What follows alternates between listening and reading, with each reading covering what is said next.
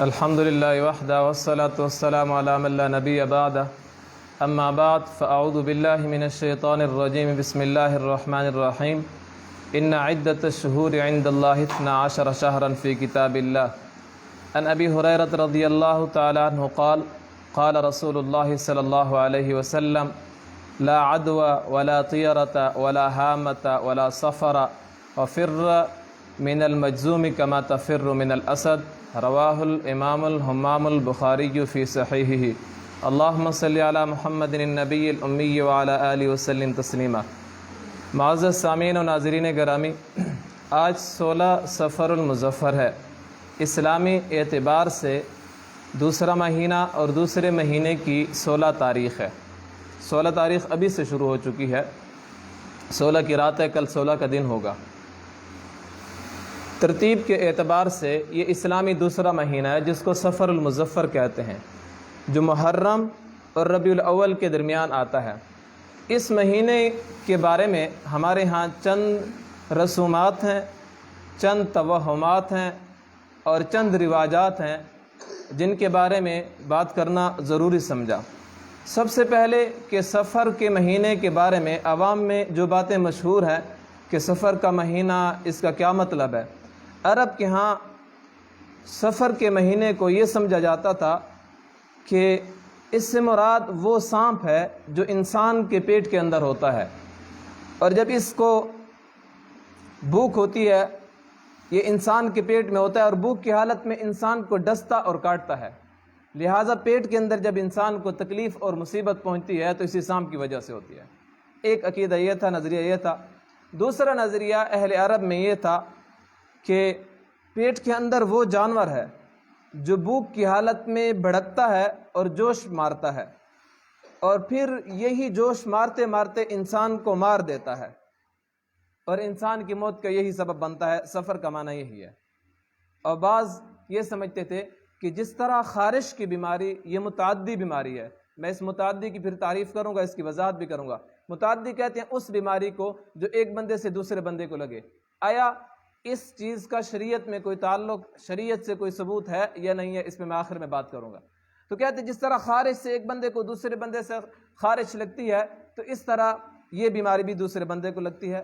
تیسرا جو عقیدہ اور نظریہ تھا عرب میں وہ یہ تھا کہ سفر وہ کیڑا ہے جو انسان کے جگر اور پسلیوں کے سروں پر ہوتا ہے، اور اس میں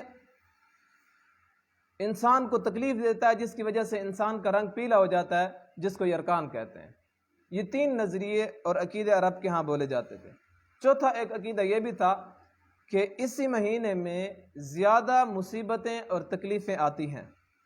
پانچواں ایک اور نظریہ بھی تھا، اور آج کل بھی ہے، کہ مٹی کے برتن اسی مہینے میں توڑ دیے جاتے ہیں اور چاندی کے چھلے اور اس طرح تعویذ پہن کر یہ سمجھا جاتا ہے کہ اس مہینے کی نحوست سے ہم بچ جائیں گے۔ یہ ہمارے ہاں بھی بعض چیزیں چل رہی ہیں، اور بعض چیزیں ابتدا میں یہ چیزیں چل رہی تھیں۔ ابھی پرسوں کی بات ہے، میں نے اپنے اسکول کے طلباء کو کہا کہ اسلامی تاریخ لوگوں کو کتنی تاریخ ہے، تو ایک شاگرد نے اسلامی مہینے کا نام پوچھا، تو میں نے کہا صفر ہے۔ تو کہتے استاد یہ تو بڑا نحوست والا مہینہ ہے، منحوس مہینہ ہے، اس میں تو تکلیفیں آتی ہیں، بلائیں آتی ہیں، پریشانیاں آتی ہیں، بیماری آتی ہیں۔ میں نے کہا کس نے کہا؟ کہتے لوگ کہتے ہیں۔ تو بعض چیزیں ہمارے یہاں اتنی پھیل گئی ہیں، عوام کو تو چھوڑیں، خواص کے منہ سے بھی وہی باتیں نکلتی ہیں۔ خاص یعنی جو لوگ پڑھے لکھے ہوتے ہیں وہ بھی ایسی باتیں بولتے ہیں۔ میں آگے جا کر کچھ روایات، من گھڑت روایات جو عوام میں مشہور ہیں وہ بھی بیان کروں گا۔ تو یہ ایام جاہلیت میں اس سفر کے مہینے کو منحوس سمجھا جاتا تھا۔ اور عرب میں ایک اور چیز بھی تھی، سفر کے مہینے کو کیا سمجھتے تھے؟ محرم کے مہینے میں چونکہ جنگ منع ہے، 4 مہینے ہیں، اس کے بیان ہوا ہے، ذوالقعدہ، ذی الحجہ، محرم اور رجب، یہ 4 مہینے حرمت والے مہینے ہیں۔ جو آیت میں نے ابتدا میں پڑھی ہے، ان عدۃ الشہور عند اللہ 12 شہرا فی کتاب اللہ یوم خلق السماوات والارض، جس دن زمین و آسمان کو پیدا کیا گیا اس دن سے یہ 12 مہینے ہیں۔ منہا 4 حرم، ان میں 4 مہینے جو ہیں حرمت والے ہیں، ذوالقعدہ، ذی الحجہ، محرم اور رجب، یہ 4 مہینے۔ اب اہل عرب میں بعض لوگ سفر کے مہینے کو محرم کے مہینے کے ساتھ ملا لیتے تھے، ایک سار سفر والے مہینے کو حرام سمجھتے تھے، یعنی اس کے اندر جنگ نہیں سمجھتے تھے، اور 1 سال اس میں جنگ کرتے تھے۔ حرام کیسے سمجھتے تھے؟ حالانکہ اس کی حرمت تو قرآن کریم کے اندر نہیں ہے، محرم کے مہینے میں ہے۔ تو کیا سمجھتے تھے کہ سفر کے مہینے کو محرم کے مہینے کے ساتھ ملا کر 1 مہینہ سمجھ لیتے تھے اور کہتے تھے کہ اب محرم میں جنگ منع، 1 مہینہ ہو گیا۔ پھر دوسرے سال سفر کے مہینے کو الگ کر دیتے تھے، محرم کے مہینے کو الگ کر دیتے، پھر سفر میں جنگ شروع ہو جاتی۔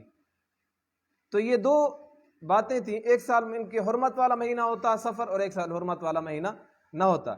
یہ تفصیل امام مالک رحمۃ اللہ علیہ نے لکھی ہے۔ اب ہمارے ہاں دور حاضر میں جو رسومات اور توہمات پائی جاتی ہیں وہ کون سی ہیں؟ ہمارے ہاں بھی ہیں کہ اس مہینے کو نحوست والا مہینہ سمجھا جاتا ہے، اس مہینے کو تکلیفوں والا مہینہ سمجھا جاتا ہے، اسی مہینے کو بیماریوں والا مہینہ سمجھا جاتا ہے، اور اسی مہینے کو بلاؤں کے نزول کا مہینہ سمجھا جاتا ہے کہ اسی مہینے میں بلائیں نازل ہوتی ہیں آسمان سے۔ پھر کیا کرتے ہیں ہمارے یہاں لوگ؟ اسی مہینے میں شادی نہیں کرتے، شادی کریں گے تو رشتہ بگڑ جائے گا، میاں بیوی کے آپس میں محبت نہیں ہوگی اور ان کی زندگی خوار اور ذلیل ہو جائے گی۔ پرمسرت تقریبیں، خوشی کی تقریبیں نہیں کرتے، دکان کا ابتدا کرنا ہو، کسی چیز کا افتتاح اور آغاز کرنا ہو، آغاز نہیں کرتے۔ نحوست والا مہینہ ہے تو نحوست آ جائے گی، ان چیزوں سے پرہیز کیا جاتا ہے۔ ایک دوسری بات جو ہمارے ہاں ہے، بعض علاقوں میں پائی جاتی ہے، 1 صفر سے لے کر 13 صفر تک ان دنوں کو خاص کر منحوس سمجھا جاتا ہے اور برا سمجھا جاتا ہے۔ پھر 13 صفر کو کوئی چیز پکا کر اس کو تقسیم کر لیتے ہیں کہ اللہ تعالیٰ ان مصیبتوں سے ہماری جان چھڑائے۔ یہ ساری خرافات ہیں، یہ سارے رواجات ہیں، یہ ساری توہم پرستیاں ہیں، یہ سارے من گھڑت روایات ہیں جن کا حقیقت سے، جن کا شریعت سے، جن کا دین اور اسلام سے کسی قسم کا تعلق نہیں ہے۔ اپنے من کی، اپنے پیٹ کی، اپنے ذہن کی، اپنے عقل کی بنائی ہوئی باتیں ہیں، لہٰذا ان باتوں کے پیچھے نہیں جانا چاہیے اور من گھڑت روایات پیش کی جاتی ہیں۔ میں ایک روایت پیش کرتا ہوں، ایک روایت پیش کی جاتی ہے اور اس کو حدیث کا نام دیا جاتا ہے، من بشرنی بخروج سفر بشرتہ بالجنہ، کہ نبی کریم صلی اللہ علیہ وسلم فرماتے ہیں کہ جس بندے نے مجھے سفر کے مہینے کے ختم ہونے کی خوشخبری دی، میں اس کو جنت کی خوشخبری دوں گا، میں اس کو جنت کی خوشخبری دوں گا۔ ملا علی قاری نے الموضوعات الکبریٰ میں اس روایت کو من گھڑت لکھا ہے۔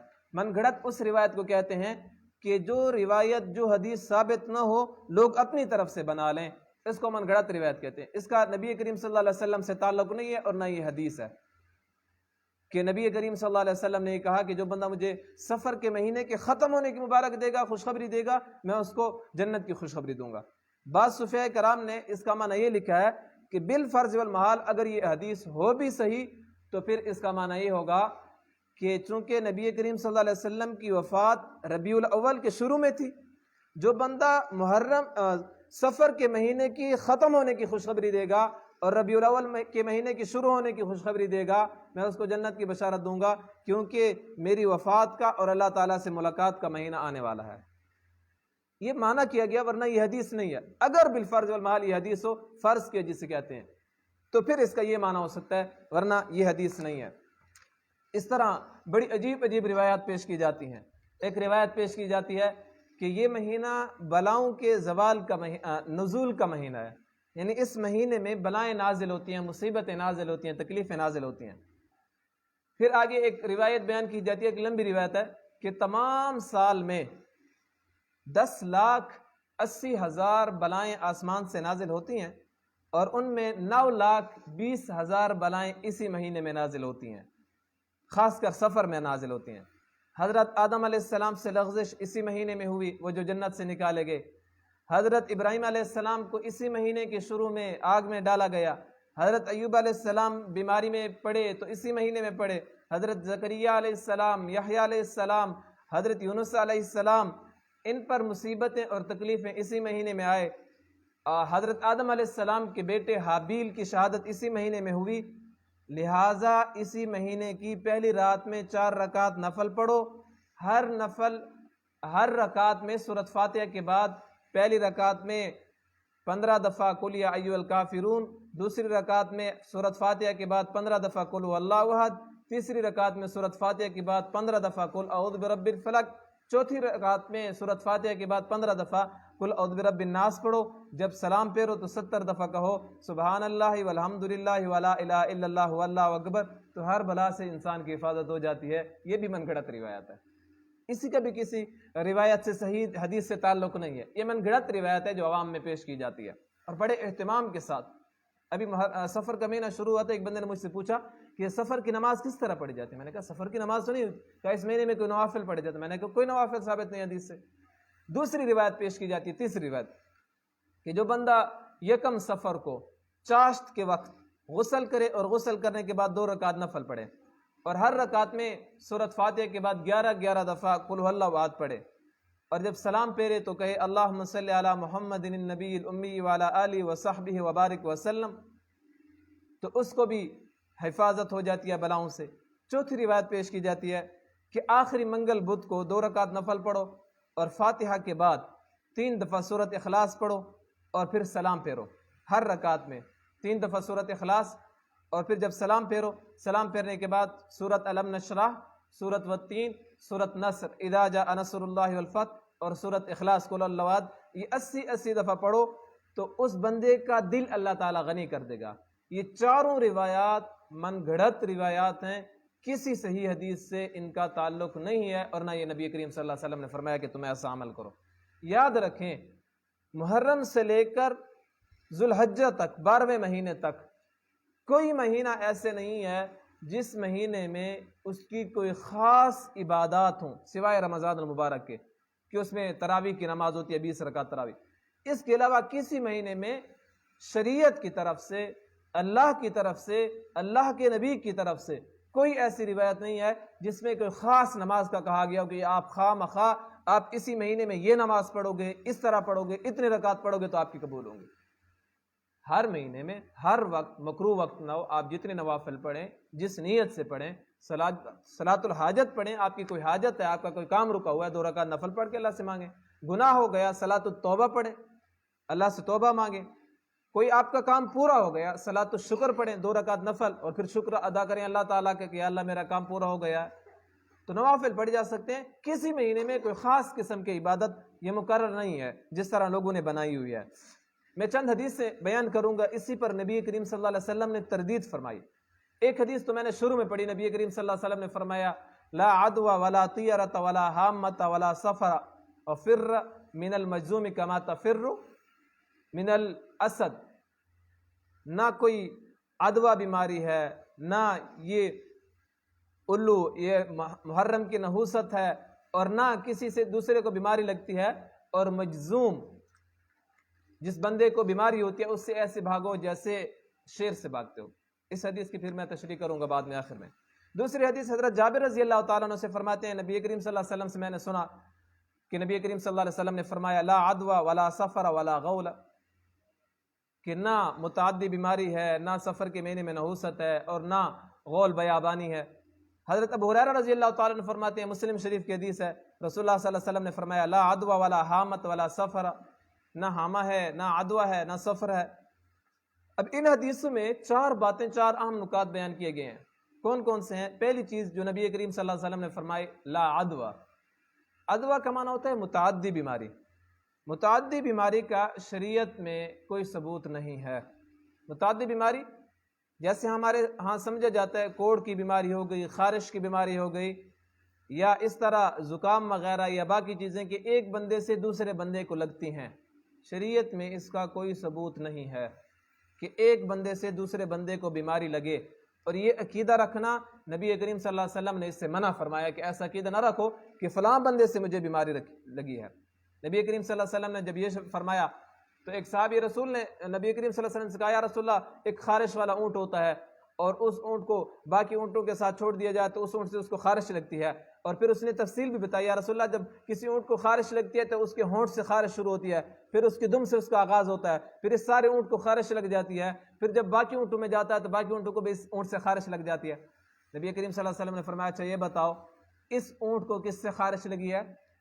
تو کہنے لگا یا رسول اللہ نے اس کو یہ بیماری دی ہے۔ تو نبی کریم صلی اللہ علیہ وسلم نے فرمایا باقی اونٹوں کو بھی خارش کی بیماری لگتی ہے تو اللہ تعالیٰ کی طرف سے ہوتی ہے، اونٹ سے نہیں ہوتی۔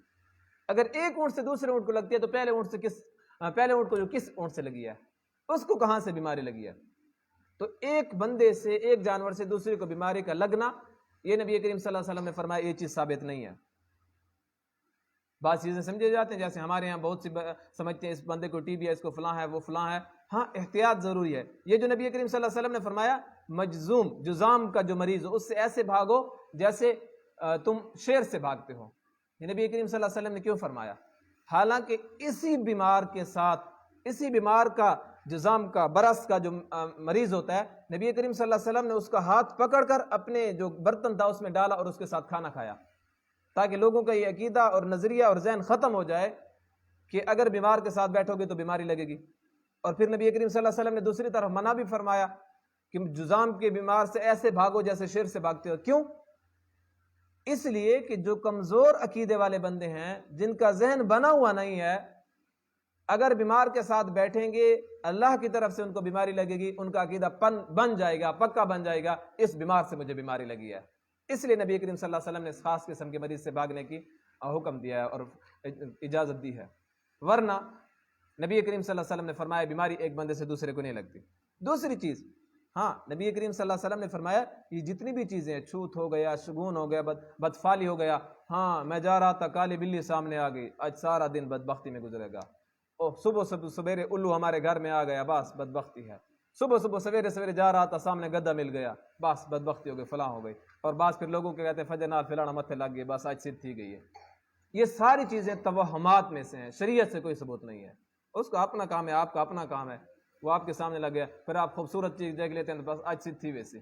تو ان چیزوں کا شریعت سے کوئی تعلق نہیں ہے۔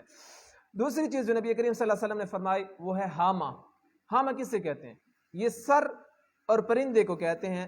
عرب کے ہاں ایک بات مشہور تھی کہ جس بندے کو قتل کیا جاتا ہے، مقتول جو قتل شدہ بندہ ہے، اس کے سر سے ایک پرندہ نکلتا ہے اور یہ فریاد کرتا ہوا، آوازیں کرتا ہوا، ہمیشہ آوازیں کرتا رہتا ہے، فریاد کرتا ہے مجھے پانی پلاؤ، مجھے پانی پلاؤ، مجھے پانی پلاؤ، فریاد کرتا رہتا ہے جب تک اس کے قاتل کو قتل نہ کر دیا جائے، بدلہ نہ لیا جائے، تو اتنے تک یہ پرندہ پانی مانگتا رہتا ہے، فریاد کرتا رہتا ہے۔ جب قاتل کو قتل کر دیا جاتا ہے تو یہ پرندہ دور چلا جاتا ہے۔ یہ بات بھی مشہور تھی۔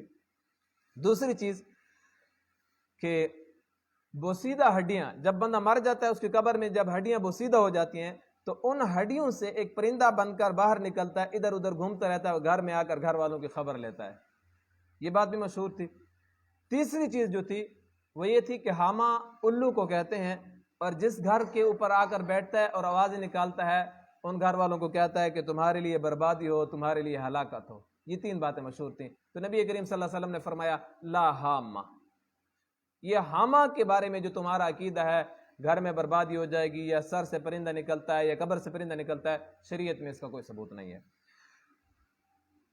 تیسری چیز جو ہے وہ نوع ہے کہ عرب میں بعض چیزیں سمجھی جاتی تھیں کہ 28 چاند کے 28 منزلیں ہیں، اور ہر منزل کے مکمل ہونے پر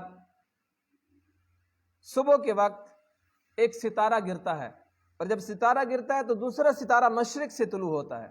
ان ستاروں کے اختتام پر اور افتتاح پر، آغاز پر بارشیں ہوتی ہیں۔ گویا بارشوں کو مہینوں کے ساتھ منسلک سمجھا جاتا تھا کہ یہ ستارہ گرے گا تو بارشیں آئیں گی، ورنہ بارشیں نہیں آئیں گی۔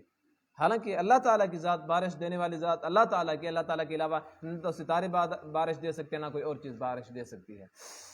چوتھی چیز جو تھی وہ یہ تھی کہ سفر کا مہینے کو منحوس سمجھا جاتا تھا۔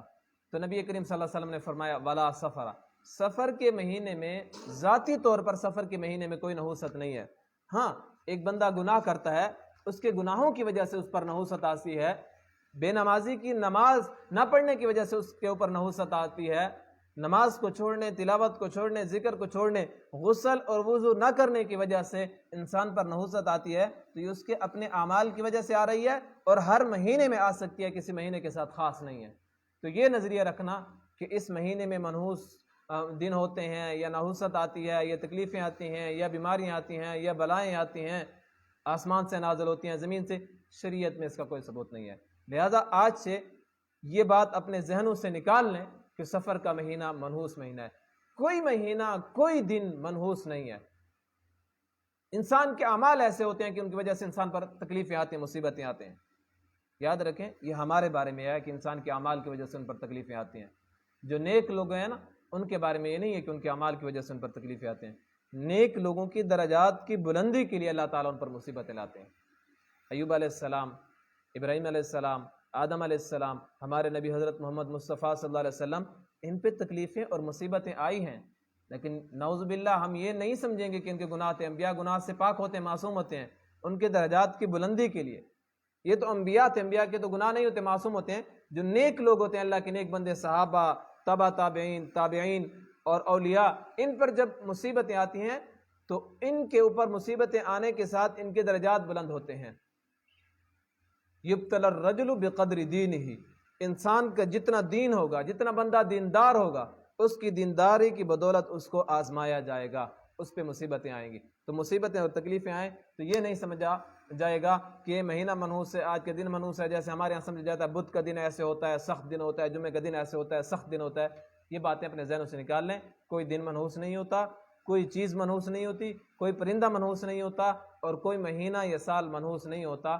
اعمال کی وجہ سے انسان پر نحوستیں آتی ہیں اور تکلیفیں آتی ہیں، عام بندوں پر اور اولیاء اور نیک لوگوں پر جو ہوتی ہیں ان کی درجات کی بلندی کے لیے آتی ہیں. اللہ رب العزت مجھے اور آپ کو ان توہمات سے بچنے اور نبی کریم صلی اللہ علیہ وسلم کی سنتوں پر عمل کرنے کی توفیق نصیب فرمائے.